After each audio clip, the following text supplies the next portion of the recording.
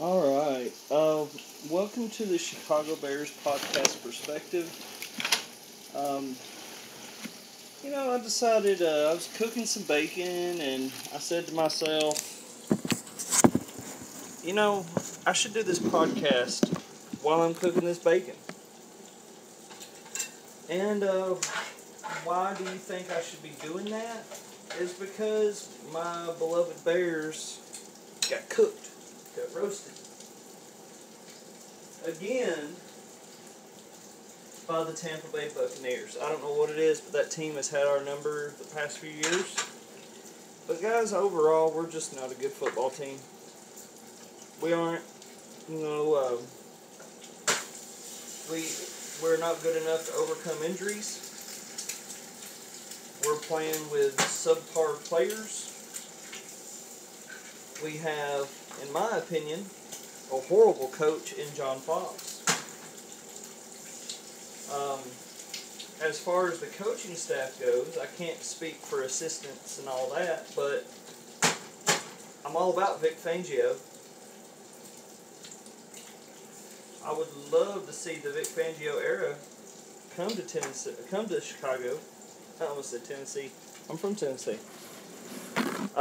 Here's my thoughts overall of the game. I'm sure a lot of you, if you're listening to this podcast and you watch the game, again, you're listening to this while I cook because the game wasn't good enough to worry about where I sat, what I'm doing, how I'm doing it. I'm putting as much preparation into this podcast as I feel John Fox put into the game. How funny is that? John Fox has a history of just being unprepared. And if you're a John Fox lover, that's fine. We'll explain our record. Lovie Smith got canned because of a 10-6 record and an offense that can't get off the ground.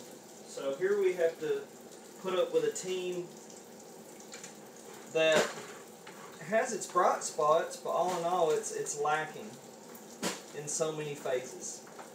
And as a Bears fan, it's heartbreaking. Anyway, I'll quit rambling and I'll go into the podcast. There's nothing really good to talk about, guys, which is one of the reasons why I've decided to do this podcast in this way. So here's perspectives. It is Mike Glennon's fault. Listen, there were plenty of chances that we had to come back in this game. There were plenty of chances where we held them, and then we get a call thrown out over a holding penalty. Remember Danny Trevathan? Look at all the holding penalties, or penalties in general, that we had on third down. So if those were field goals, then you make Tampa Bay one-dimensional. But the thing about Tampa Bay being one-dimensional, let's talk about that for a little bit. Do you realize how many passes Jameis Winston had deep that just simply didn't connect? What if those had connected? Then what are we talking about? If those had connected,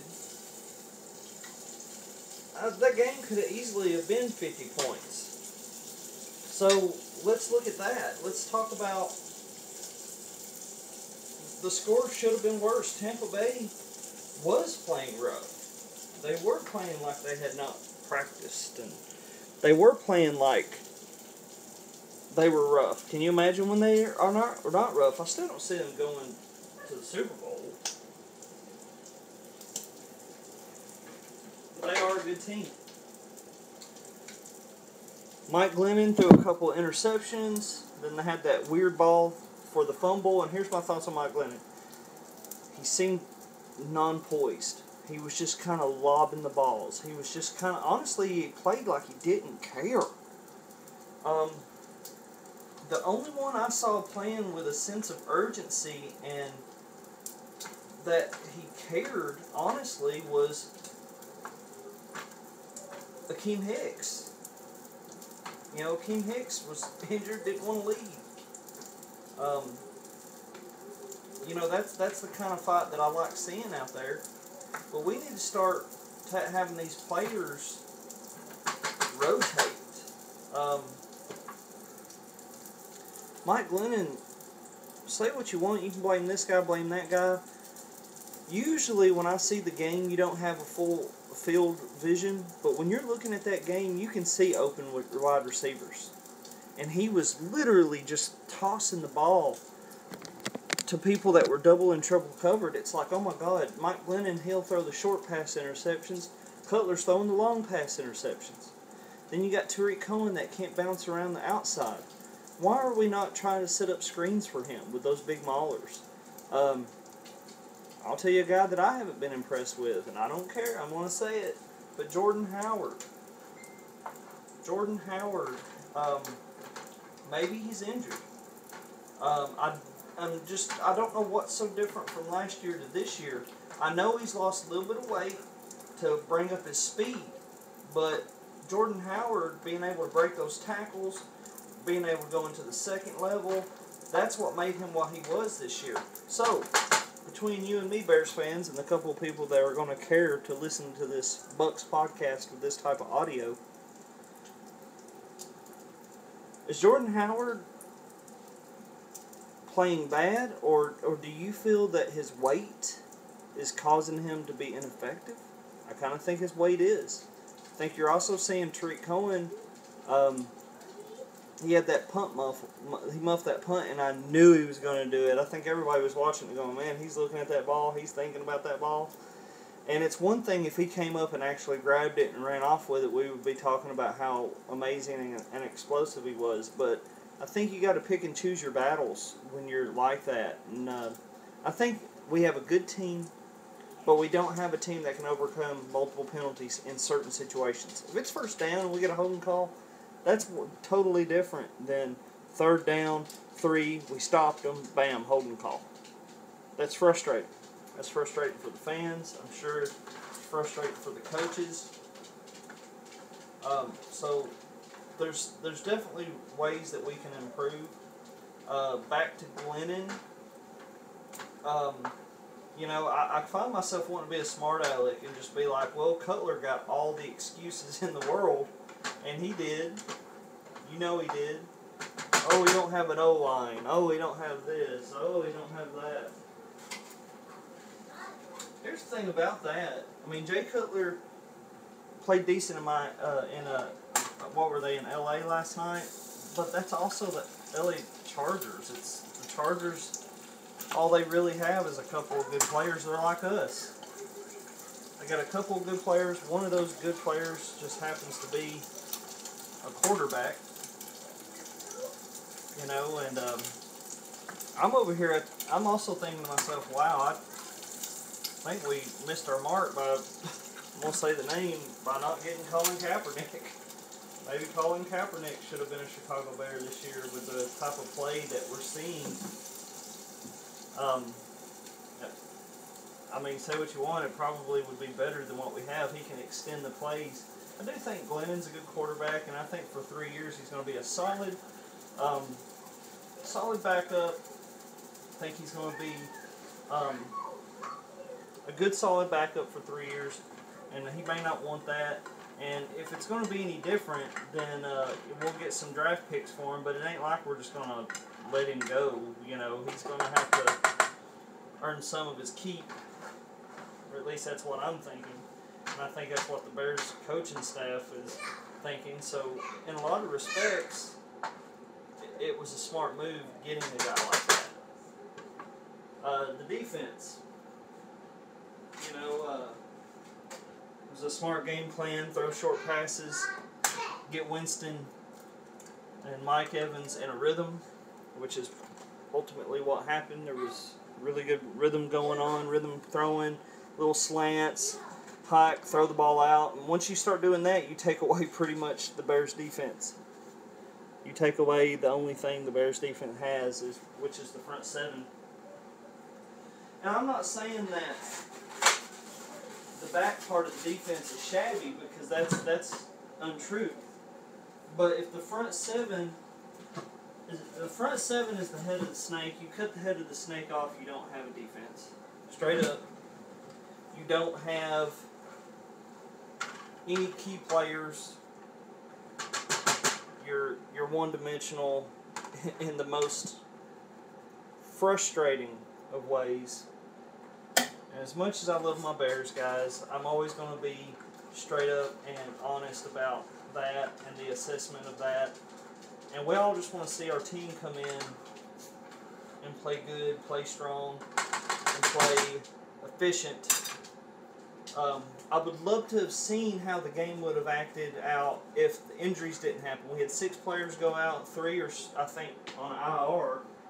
So here we have another year of players being injured, of players, you know, and this is a year that we've actually gone out and gotten depth.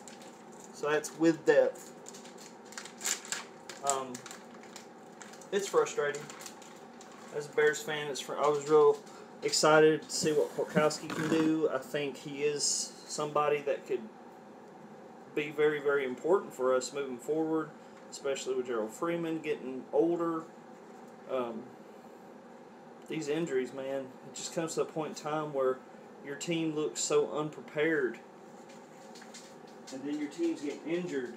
And in my mind, I'm thinking, I remember a couple years ago, you can find a lot of the articles talking about how we changed our strength coaches, and now we're lifting heavy, and we're training for strength and power.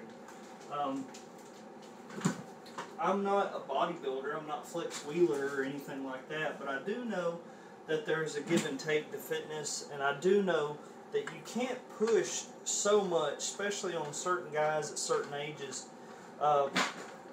You've got to have a mix of your strength and agility, and then you got to have certain, if they're breaking bones, put those guys on extra calcium. Get the calcium in these people. Again, guys, it's just frustrating, and I'm sure all of you, which probably won't be a lot of people watch this podcast anyway. It was posted late. Quality of it's going to be suspect. But after a game like that, is it deserving to be of high quality? Are people going to be excited to go, ooh, you know, if Mitch Trubisky played or was started, then yeah, I kind of think people will be excited to hear about Trubisky and things like that. And hey, let's talk about that. Do I think Mitch Trubisky should start? Yeah, you know, I'm at the point where I'd like to see him come in early, but I'd like to see him come in with actual wide receivers, Kyle Long being back. I don't want to put him in right now. I'd feel sorry for him.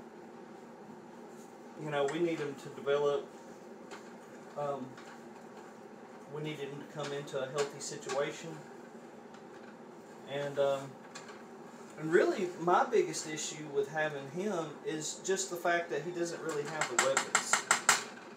I think his first game, you don't need to just throw him in there anyway. Honestly, his first game, I think it needs to be announced. And the reason why I say that is because if they can hit somebody in the face his first game, then you're going to have people stop stacking the box. You're going to have people kind of game planning a little bit more scared. But then as a Bears team, you got to take advantage of it. And you can't be having players like Trevathan get holding penalties. It's got to work itself on both ends. You've got to have, it's got to be balanced from the playing to the calls to the discipline. They've got to balance these Chicago Bears. I'm a big Bears fan, and it sucks coming from a game where we almost beat Atlanta to a game where we just totally got owned in Tampa. And I'm sure the heat and stuff had something like that to do with it. But, you know, there's some trade deadlines coming up. There's wide receivers we could grab. I'd like to see John Fox gone. You know, I'm ready. He's not a winning coach. I don't care what you say. What Super Bowl rings has he won as a head coach? How many teams has gone on and went back to the Super Bowl when he left? Guys, even Ron Rivera would not be a Super Bowl winning coach. but they're guys that can get you there. I think John Fox is a guy that can develop a team and get a foundation. But he's not the guy. He's like a Marty Schottenheimer, you know. And I think in this league, you need to find your winners, and I'd love to see what a Jim Harbaugh could do. Anyway, guys, sorry for the quality. It is what it is. I wasn't going to put a lot of effort and time. I just wanted to talk. I wanted to make a video for all of you. I love podcasts. You can download the audio. Got a lot of upgrades coming up, so be sure to like, subscribe. We got a long season left, and have a lot of things that's going to happen that's going to make this channel better. So if you like the Bears, go ahead and follow this channel, because I will be talking about the Bears.